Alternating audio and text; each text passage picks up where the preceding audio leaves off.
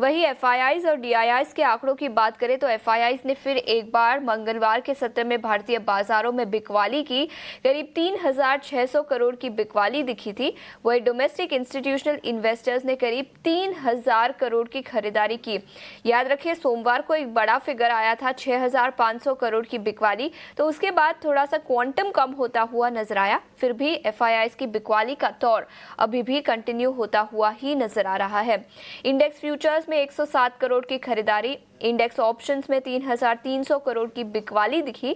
Stock futures में 3,000 करोड़ की खरीदारी, वही स्टॉक ऑप्शंस में 2,400 करोड़ की खरीदारी मंगलवार के सत्र में दिखी थी। एफएनओ बैन की बात करें तो केवल एक stock Manappuram finance FNO ban में रहेगा। चंबल फर्टिलाइजर्स भी एफएनओ बैन में था, उसे अब निकाल दिया गया है, तो केवल एक स्टॉक मनप्पुरम फाइनेंस जहां पर आपको अपनी नजर रखनी होगी। लेकिन इसके अलावा आज के सत्र के लिए किस तरह की रणनीति बनानी चाहिए, कौन से लेवल्स पर आपको नजर रखनी चाहिए, ये बताने के लिए डिम्पी हमारे साथ फोन लाइन पर जुड़ चुके हैं। Dimpy, good morning. ग्लोबल बाजारों से तो ज्यादा कुछ बड़े संकेत नहीं है। हाँ, टैरिफ वॉर को लेकर चिंता है, लेकिन गिफ्ट निफ्टी से हल्की सी पॉजिटिव ओपनिंग के संकेत ही निकल कर आ रहे हैं। मंगलवार को इंडेक्स लेवल पर ज्यादा कुछ एक्शन नहीं था, तो आज कौन से लेवल्स पर नजर रखनी चाहिए? आशीषा, गुड मॉर्निंग। पहले तो क्योंकि आज थोड़ा डेरिवेटिव एक्सपायरी भी है, इसका भी इम्पैक्ट मार्केट पे रहेगा। लेकिन बड़ी हैरानी की बात है कि जो टैरिफ वॉर है, एक्चुअली टैरिफ वर्ड या टैरिफ वॉर, ये शुरू हुआ था चाइना के साथ, US and China, and both the market are gaining. आप देखोगे चाइना का मार्केट, हांगकांग, वो भी तेज है।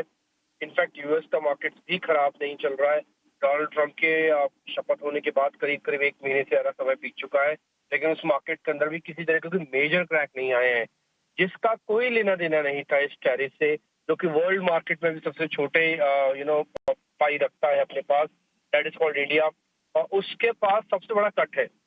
बड़ी हैरानी की बात है। तो इसका मतलब ये है कि डोनाल्ड ट्रंप के टैरिफ के अलावा भी सिस्टम में और कुछ कुछ प्रॉब्लम्स ऐसी हैं जो कंबाइन होकर मार्केट्स को नीचे कर रही हैं, जैसे हम पहले से बताते आए हैं। First is FI, second is earning, third is your this one rupee, and fourth is your tariff. तो 4-5 चीजें हैं जो in fact GDP slow down also, तो कंजम्पशन स्लो डाउन ऑल्सो। तो ये 5-6 चीजों ने ना ऐसा कर दिया है कि मार्केट्स आपके लेवल्स टू लेवल्स खराब हो रहे हैं, भी खराब हो रहे हैं। तो आप वेब सीरीज में ही देखो तो आपको नुकसान अच्छा खासा हुआ है, और लास्ट के 10-15 दिनों में तो और तेजी से मार्केट नीचे गया है। बट एनी हाउ, फिर भी क्योंकि लेवल्स के अंदर कोई मेजर चेंजेस नहीं है, डाटा के अंदर कोई मेजर चेंजेस नहीं है, रोल ओवर के नंबर आ चुके हैं, करीब 60% के आसपास कब तक रोल ओवर हो चुका है। निफ्टी पे आज 10-12% और हो जाएगा, तो एवरेज रोल ओवर माना जाएगा। No excitement and no depression kind of the feeling roll over से तो नहीं आ रही है। कोई ऐसा कोई एक्साइटमेंट भी नहीं हुआ, और ना ही ऐसे कुछ और खराब होने की बात आई है। तो roll over is a normal roll over हो रहा है, और सेक्टर्स के अंदर भी रोल ओवर नॉर्मल हो रहा है, और स्टॉक्स के अंदर भी रोल ओवर नॉर्मल हो रहा है। बट हाँ, जो प्राइस एक्शन है वो है। अब आते हैं लेवल्स की बात।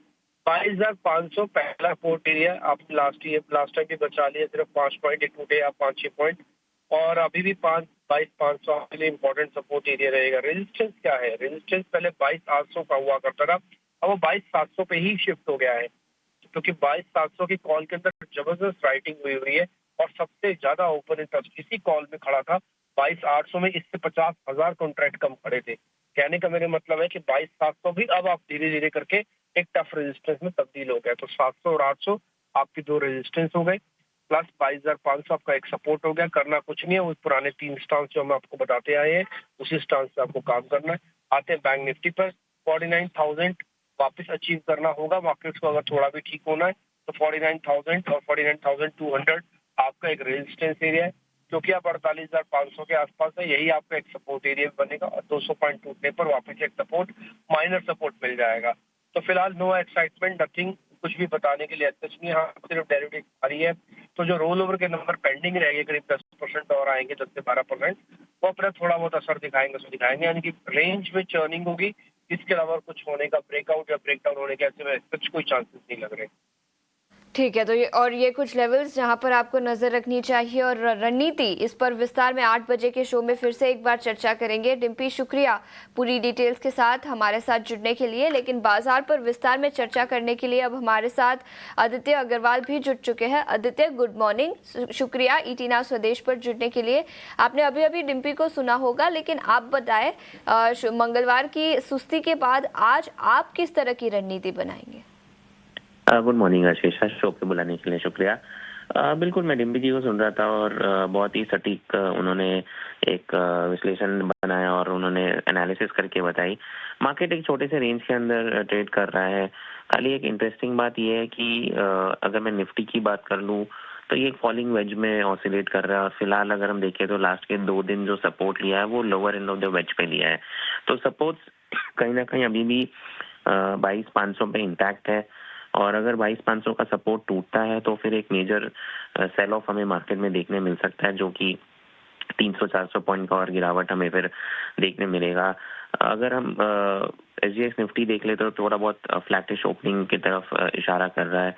मुझे लग रहा है शीशा कहीं ना कहीं 22,500 सपोर्ट जो है वो होल्ड करना चाहिए आज के ट्रेडिंग सेशन में, आज और कल के ट्रेडिंग सेशन में, और कहीं ना कहीं एक छोटी पुल बैक रिकवरी हमें देखने मिल सकती है।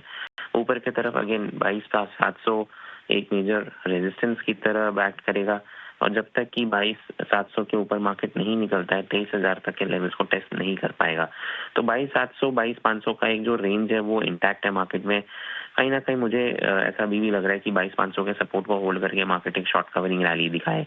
अगर हम बैंक निफ्टी की बात कर ले तो वीकनेस यहाँ पे बैंक निफ्टी में सबसे ज्यादा है। 48,800 48,900 का एक रेजिस्टेंस है यहाँ पे और नीचे 48,400 का एक अच्छा सपोर्ट है मार्केट में। तो बैंक निफ्टी जब तक कि 48,800 49,000 के लेवल्स को डिसाइसिवली नहीं निकाल के ट्रेड करता है, मुझे लगता है बैंक निफ्टी में ही मेजर वीकनेस है यहाँ पे और बैंक निफ्टी को 48,800 के ऊपर सस्टेन करना जरूरी है अगर निफ्टी में और बैंक निफ्टी में एक सिग्निफिकेंट शॉर्ट कवरिंग रैली अगर हमें देखना है तो। ठीक है, तो बैंक निफ्टी से दूर रहने की सलाह रहेगी मेरी। ठीक है, तो ये नजरिया इंडेक्स लेवल पर। लेकिन आदित्य, स्टॉक स्पेसिफिक आइडियाज आपके आज के लिए कौन से होंगे? सो मुझे मार्केट में क्योंकि एक शॉर्ट कवरिंग रैली के लिए मैं प्ले आउट करना चाहूंगा, निफ्टी में स्पेशली 2 बाय रिकमेंडेशंस के साथ जाऊंगा। पहला है बजाज फाइनेंस, बहुत ही उम्दा सेटअप है, कंटिन्यूअस एक हायर लो बना रहा है। फ्रेश ब्रेकआउट देखने मिला था हमें ट्यूसडे के ट्रेडिंग सेशन में, तो उसमें एक खरीदारी की सलाह रहेगी। 9,000 का लक्ष्य लगा है यहाँ पे, 8,230 का स्टॉप लॉस। दूसरा है Chambal fertilizers, again continuous outperform कर रहा है स्टॉक, एक फ्रेश ब्रेकआउट देखने मिला है यहाँ पे, तो 600 के लक्ष्य के लिए बाई करे, इसमें 545 का स्टॉप लॉस लगा है। फर्टिलाइजर पर खरीदारी की राय 600 तक के लेवल्स नजर आ सकते हैं, 545 रुपए प्रति शेयर का स्टॉप लॉस। और इसी के साथ बजाज फाइनेंस पर खरीदारी की राय 8,230 रुपए प्रति शेयर के स्टॉप लॉस के साथ 9,000 का टारगेट यहां पर आदित्य ने दिया है। शुक्रिया समय निकालकर ET Now स्वदेश पर जुड़ने के लिए।